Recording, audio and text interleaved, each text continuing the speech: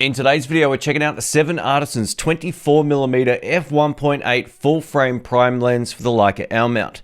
This is also available in Sony E and Nikon Z mounts. This video will cover the photographic and video performance of this lens paired with my Lumix S9 over here. We'll also compare it with a much more expensive 24mm f1.8 lens in just a bit.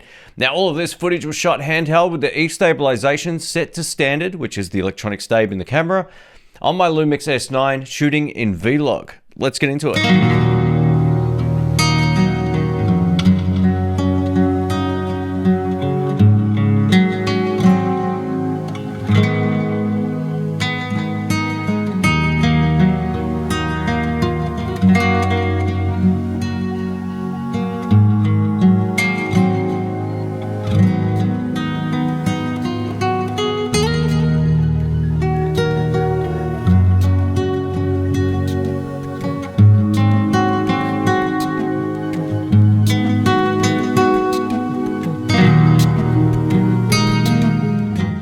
Welcome back, folks. My name's Shane. I hope you're doing well. It's nice to have some blue skies again here after a few cold months, and it's also nice to have a new 24mm autofocus lens option in the hand right here for the Leica L mount, or if you're shooting with an S9 or S5 Mark II. Now, this is the 24mm f1.8 prime lens, and it's impressed me to no end, considering it's only $329 in the US or 579 Australian dollars. Now, while I'm a fan of the Lumix 24mm f1.8, this will set you back about $1,500 in Australia and about $900 in the US, so it's a lot more money. Now, if you're already subscribed, you know I don't praise everything. I actually kind of grilled 7 Artisans for their original E-mount 50mm lens I reviewed a couple of years back, but they've continued to make improvements across the range of lenses, and this one is no exception. Before we get into this video, just a quick disclaimer, 7 Artisans have sent this in for review. Just know all thoughts are my own. They don't get to preview this video ahead of time, and I'm free to make any kind of content I like. I actually review products, pros and cons, and I'll share with you all that information in this video.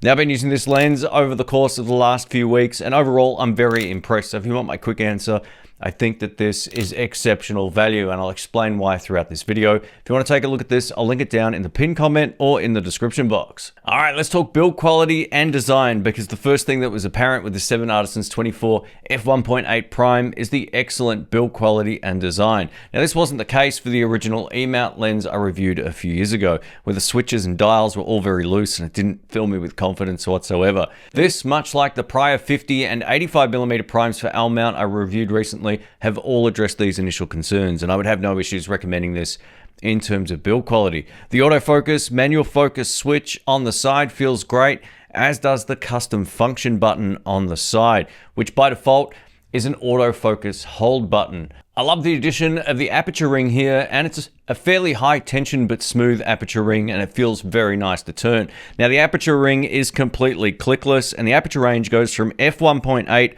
all the way down to f16. Now, if you want to control the aperture via your camera, you can click it into the A mode, which is automatic mode on the lens. This 24mm f1.8 weighs in at 424 grams, which makes it heavier than the Lumix 24 f1.8 prime, but I would argue that the build quality and overall construction on this is nicer. The focus ring feels great under the finger and thumb here, and it's not too firm either, which is great. It also plugs into the linear focusing modes found on the camera, so there's no disadvantage there if you plan on shooting with manual focus. One thing to point out, that this lens isn't weather sealed like the Lumix, so right there you can make your mind up whether or not you're going to be shooting in challenging situations. But if you don't plan on getting your gear wet, this is a really great choice. Included in the box, we get the lens, a rear and front lens cap, and a removable lens hood, which is always a good thing. A couple of the lenses recently I reviewed don't allow you to take off the lens hood, but you can on this. The front filter thread on this particular lens is 62mm, so if you've got an ND filter or polarizer you want to use,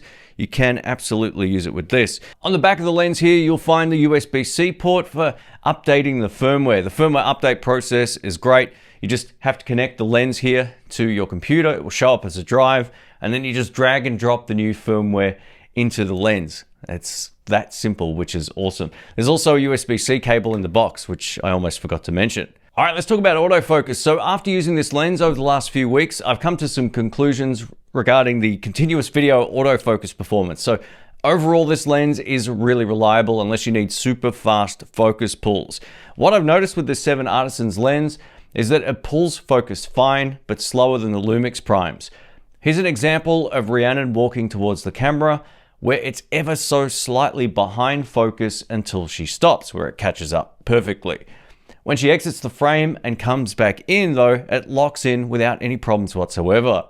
I did some secondary tests with this lens, and while it does a great job at keeping the subject in focus and pulling focus, it is slower than the Lumix 24 f1.8. But if you're addressing the camera like this or doing any sort of product showcase style thing, the autofocus is very responsive and reliable. It's just slightly slower than the Lumix lens. Some might argue the slower focus pulls are nicer to the eye, and I wouldn't have any issues with that at all. I think the takeaway is this: for talking headshots, follow shots, gimbal work, or any other handheld work, this lens does a great job at detecting and tracking an object. It's just generally slower than what you might find on the Lumix series of prime lenses. Now, if you're a vlogger, this lens represents excellent value and a really usable field of view. So 24mm is a solid option for vlogging. The autofocus won't have any issues in that scenario whatsoever. And if you have the in-body image stabilization or E-stabilization set to standard, it looks really smooth to my eye. You can even get away with the E-stabilization set to higher, which crops in quite a bit more. And as long as you've got a small tripod, it's not too tight of a field of view. Another huge bonus for video shooters is that focus breathing is minimal on this lens, and it pulls focus from minimum to infinity focus nice and smoothly without seeing the edges of frame zoom in and out, which gives the lens another point for video shooters. The only ding for video work would be that there's quite a long minimum focusing distance of 0.32 meters or 32 centimeters, which means you can't get too close to your subject as you could with the Lumix 24mm lens, which is rated at 24 centimeters. While it's not ideal, it's definitely not a deal breaker, again, given the price. Photographic autofocus is very reliable for single shot mode, so the autofocus is snappy and had no problems locking onto Rhiannon with human detection enabled. Where the autofocus will struggle again though is with a moving subject towards the camera.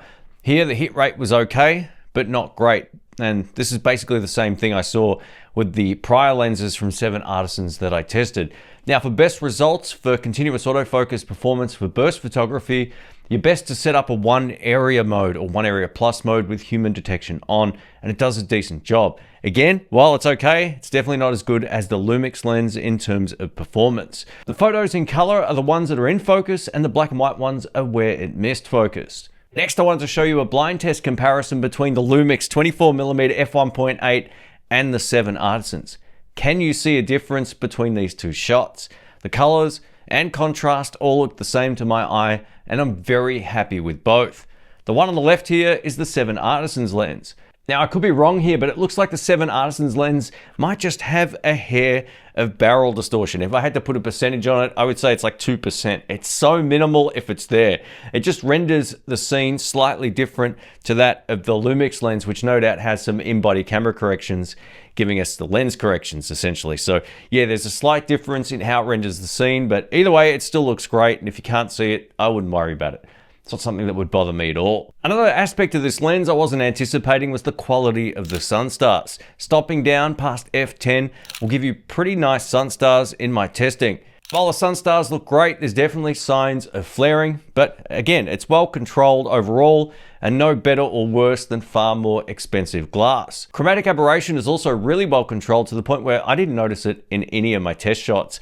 I also shot a bunch of in-studio B-roll for my guitar channel with this lens, and it performed great, even with a high contrast object like a white and black electric guitar. One of the cool things about a fast f1.8 full frame lens is how easy it is to get a blurry background. But better than that, the background blur quality is very smooth and pleasing to my eye.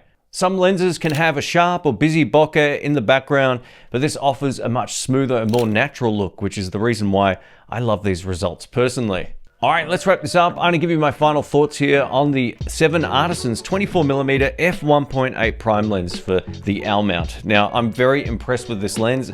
While it's not perfect and the autofocus is a little bit more sluggish than the Lumix 24 f1.8, I actually kind of prefer how this feels on the camera. I love the focus ring tension. The aperture ring really sets it apart from the Lumix here. And while it's not weather sealed, if you can live with that, I think you're going to be in for a bit of a treat. And while there are some compromises when it comes to the speed of the autofocus system, for most people who aren't going to be running towards the camera, it's going to do a really great job. If you're sitting down addressing the camera in a studio, or if you plan on doing an interview, or whatever the case may be, vlogging, it's going to give you excellent results. I love the fact that the image quality was basically indistinguishable from the Lumix in the A/B comparisons. And yeah, it's just been a really fun lens to use. At the end of the day, this is a lens I plan on holding on to long term. It's been a whole lot of fun and its performance really speaks for itself. So if I'm in a situation where I don't want to take the Lumix, or if I need two 24mm lenses in a multi-camera setup, you'll be seeing this more on the channel. Thanks again for watching. My name's Shane. I hope you enjoyed this video. Leave a thumbs up if you can, and I will catch you on the next one. Catch you soon. See ya.